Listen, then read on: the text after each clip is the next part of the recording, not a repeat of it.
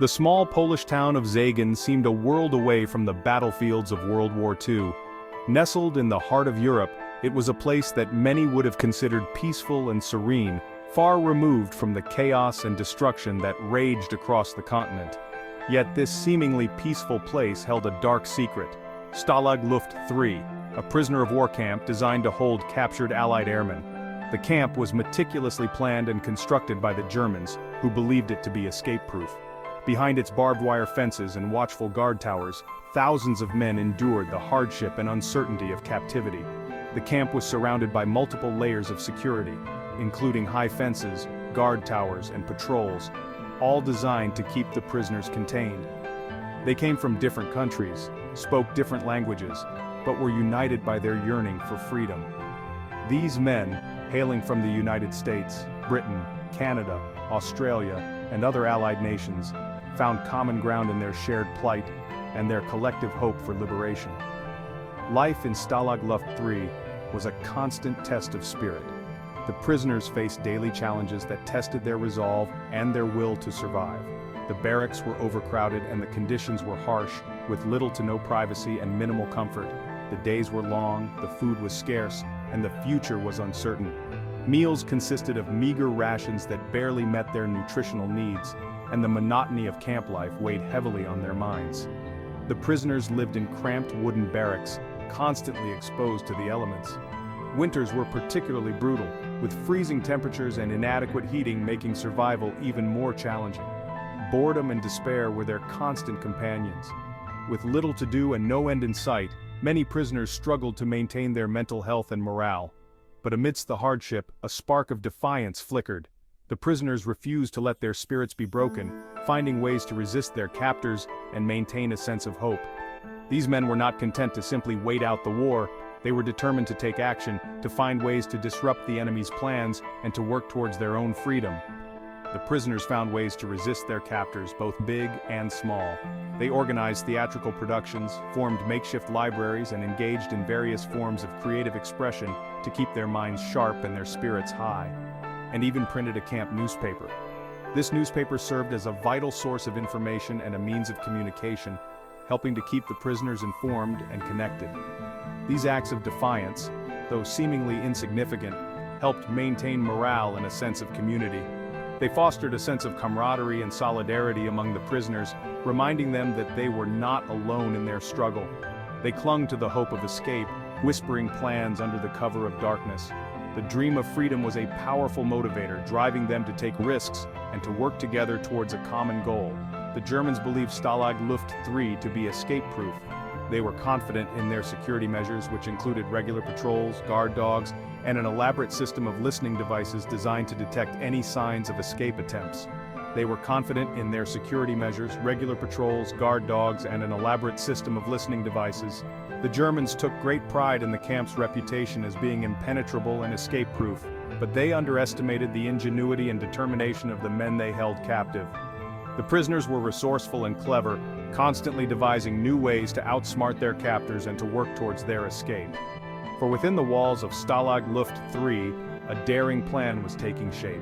A plan that would involve meticulous planning, coordination, and incredible bravery.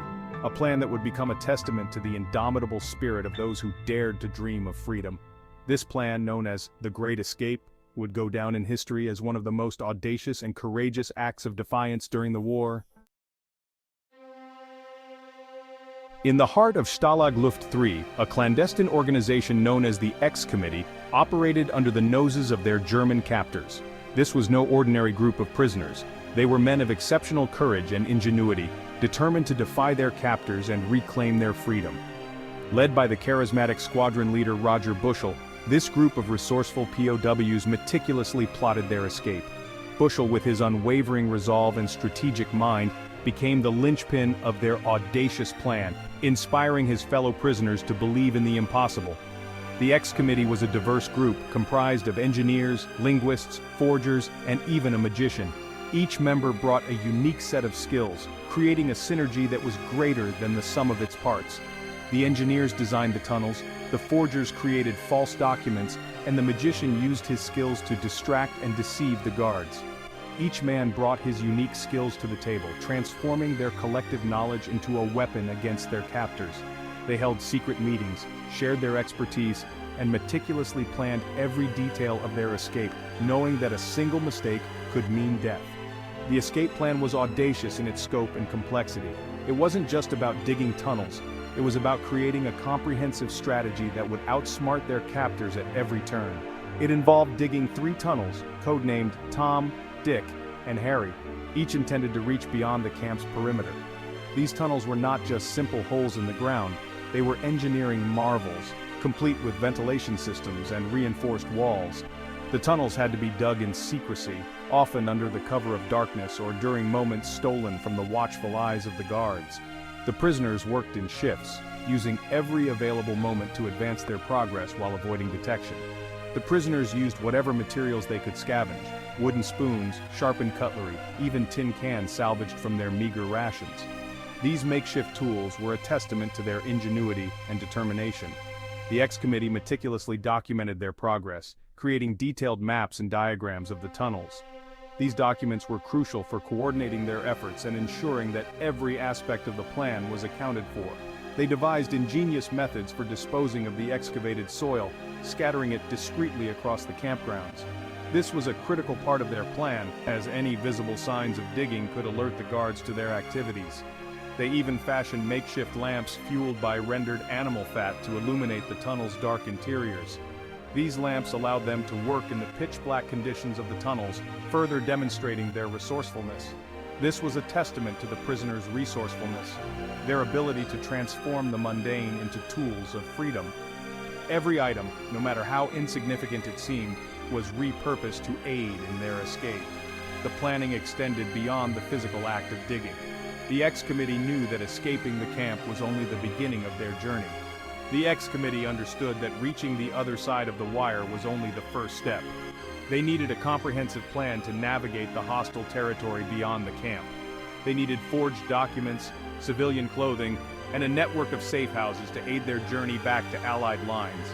These elements were crucial for blending in and avoiding capture once they were outside the camp. They painstakingly gathered information, bribed guards, and established contact with the outside world, all the while maintaining an outward appearance of normalcy. This dual existence required constant vigilance and nerves of steel, as any slip could lead to severe consequences. The prisoners faced daunting challenges in their quest for freedom. Every day was a battle against not just their captors, but also the harsh conditions and the limitations imposed upon them. Digging the tunnels was a grueling and dangerous task. It required immense physical strength and mental fortitude, as they had to work in secrecy, often under the cover of night. The work was physically demanding, carried out in cramped, claustrophobic conditions.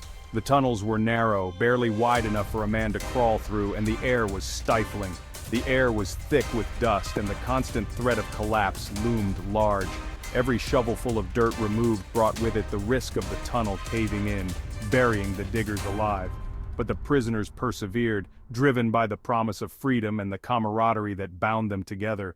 They shared jokes, stories, and songs to keep their spirits high, even in the darkest moments. Security within the camp was incredibly tight.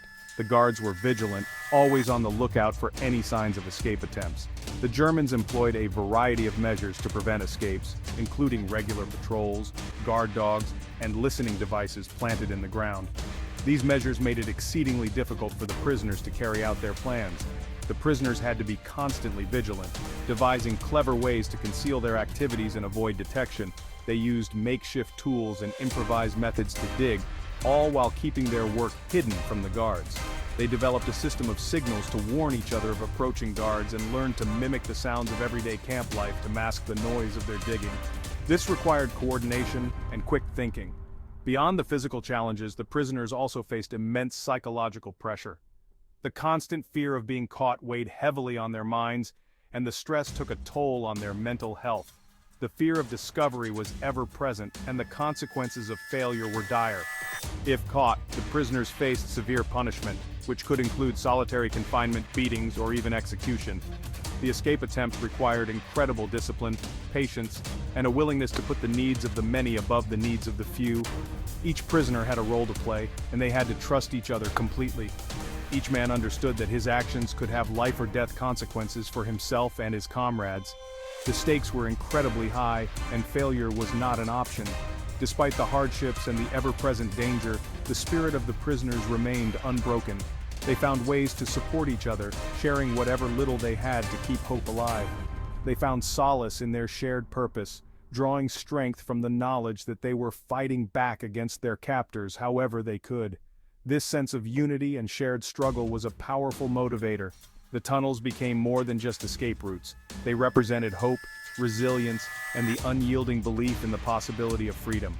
Each inch of progress in the tunnel was a step closer to liberation, a testament to their indomitable spirit. The long-awaited night of the escape, March 24, 1944, finally arrived. As darkness fell over Stalag Luft III, a palpable tension filled the air. The prisoners gathered around the entrance of Harry, the chosen tunnel, their faces etched with a mixture of anticipation and fear. After months of meticulous planning and backbreaking labor, the moment of truth had arrived. 76 men were scheduled to escape that night, each carrying forged documents, a compass, and a small supply of food. The escape was carefully orchestrated, with men assigned specific times and roles to avoid arousing suspicion. The first man out was to cut the tripwire at the tunnel's exit and signal the all clear. One by one, the prisoners crawled through the narrow tunnel, their hearts pounding in their chests. The escape did not go exactly according to plan. The tunnel's exit was farther from the woods than anticipated, exposing the escapees to the risk of detection. The cold March air made it difficult to move quickly and quietly, and the fear of discovery weighed heavily on their minds. Still, the men pressed on, driven by the desperate hope of freedom. As the night wore on, the escapees dispersed into the surrounding countryside. Some attempted to reach neutral Sweden or Switzerland, while others sought to link up with resistance groups operating within occupied Europe. They traveled by train, by bicycle, and on foot, relying on their wits, their forged documents, and the kindness of strangers.